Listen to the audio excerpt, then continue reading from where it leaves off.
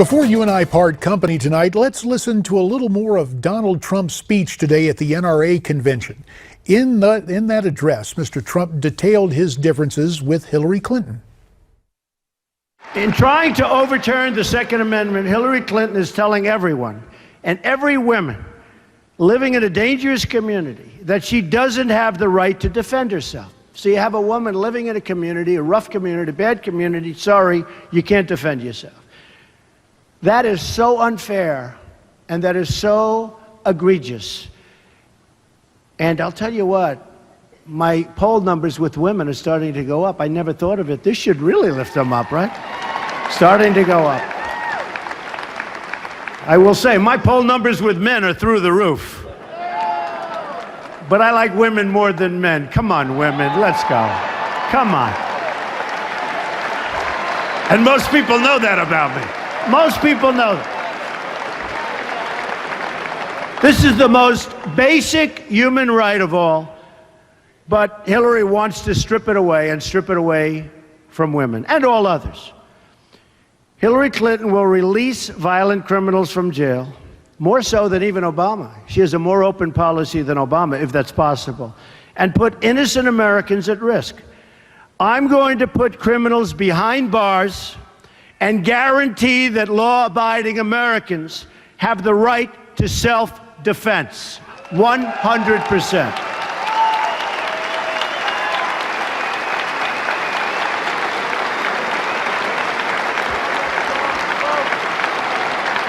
Thank you. Thank you. There are 13 million right-to-carry permit holders in the United States. I happen to be one of them. In the past, nobody knows that. Boy, would I surprise somebody if they hit Trump. If I wasn't surrounded by, like, the largest group of Secret Service people, who, by the way, are fantastic people, and our police are fantastic, fantastic people, we have to give a standing ovation to our police. We have to. They are fantastic people. Amazing. They do such a great job. They are so unfairly treated. But they know, and they know how the people feel about them. Thank you. That's great. In the past 30 years, the number of right-to-carry states has gone up 7-fold. These are among the most law-abiding folks, statistically, in the entire country. So they have the right to carry. They're among the most, you know, they do statistics on everything, right? Everything. And these are among the most, in fact, they're like at the top of the list. In Florida, for example, they've issued more than 3 million concealed carry permits in the past 30 years. Only 168 have been revoked. That's 0.006%. So very, very few, and just no difficulty. Hillary wants to go into the opposite direction. She said that President Obama didn't go far enough when he executed this order, when he signed this order, and he's not going far enough. He's gone so far, he's gone too far, we're going to stop it. And we will unsign lots of different things, including some of those terrible executive orders. Believe me, they're going to be unsigned so fast, they'll be unsigned the first hour that I'm in office, in the first hour that I'm in office.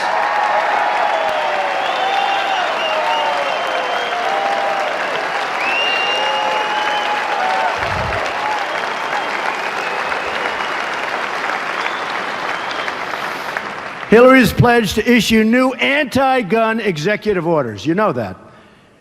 This is the behavior, I mean, you could say of a dictator. This is the behavior of somebody, frankly, I think, that doesn't know what she's doing. She's not equipped to be president in so many different ways. But this is the thinking of a person that is not equipped to be the president of the United States. Believe me, she doesn't understand it. Bad judgment.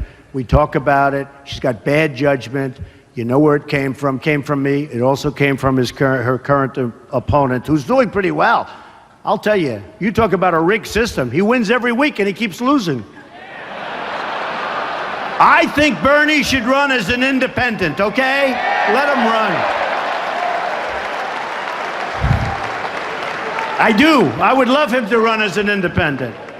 Then it would be the three of us on stage. I love that. The Second Amendment is on the ballot in November. The only way to save our Second Amendment is to vote for a person that you all know named Donald Trump, okay? I will tell you. I will never let you down. I will protect our Second Amendment. I will protect our country. Our military will be strong. Our borders will be enforced. We'll get rid of Common Core, which is a disaster. We'll bring education local. So important. Our education is a mess. We're going to get rid of Obamacare. We're going to have a great, great plan as a substitute. Obamacare is out of control. The new costs, as you know, they're going to be revealed on November 1st. They are going to be through the roof. And by the way, don't let this happen. We'll have to speak to Mitch. Obama is trying to get it delayed till after the election. The new cost will be revealed on November 1st, unless he gets it changed, and we don't want that to happen. They will be so astronomical, and it'll show what a total failure and disaster Obamacare is. We will repeal it, and we will replace it with something great, okay? Believe me. We're going to have strong borders, and we're going to make the greatest trade deals. Every country worldwide, every country in the world is ripping off our great country like we're children, like taking candy from a baby. Our trade deals will be renegotiated. We won't be having trade deficits of $500 billion a year with China anymore, folks. They won't be taking our jobs out of here and Kentucky and lots of other places, every place. They won't be taking our jobs and bringing them into Mexico, like with Nabisco, where they leave Chicago, moving to Mexico, and so many other countries, companies. Carrier. You take a look at Carrier Air Conditioner. Just left Indiana. They're leaving Indiana. They're moving to Mexico. That's not happening with me. Because when they make their air conditioners and they sell them across our now very strong border, believe me, they're going to pay a tax, and they're going to say, we're not moving to Mexico anymore. It's so simple. It's so simple. So we're going to have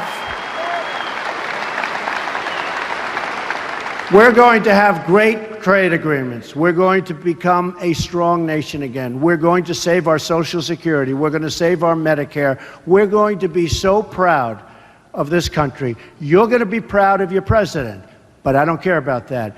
You're going to be proud of your country again.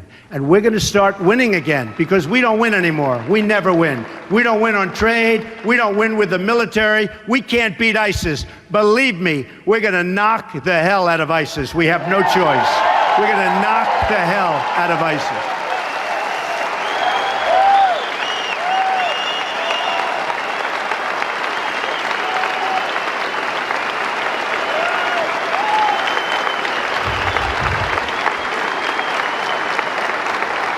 So we are going to start winning again. And I have fun saying it, and I say it a lot, but there's nothing better. And some of you have heard it. But we are going to win, win, win. We're going to win with military. We're going to win at the borders. We're going to win with trade. We're going to win at everything. And some of you are friends. And you're going to call. You're going to say, Mr. President, please, we can't take it anymore. We can't win anymore like this. Mr. President, you're driving us crazy. You're winning too much. Please, Mr. President, not so much. And I'm going to say, I'm sorry. We're going to keep winning, because we are going to make America great again. Thank you. We love you. Thank you. Thank you, everybody. Donald Trump this afternoon in Louisville, Kentucky, speaking to the National Rifle Association. Now, we let the Donald have his say for a good part of the evening, and we want you to have your say, and there's several ways you can do it via the internet. NewsmaxTV.com/comments, using Twitter, where our handle is at Newsmax Prime, and of course, every time we come on the air, your live calls at the phone number there. Well, we're headed into a weekend. I hope you have a safe and happy weekend. We'll see you Monday. Stay brave, stay free, stay tuned.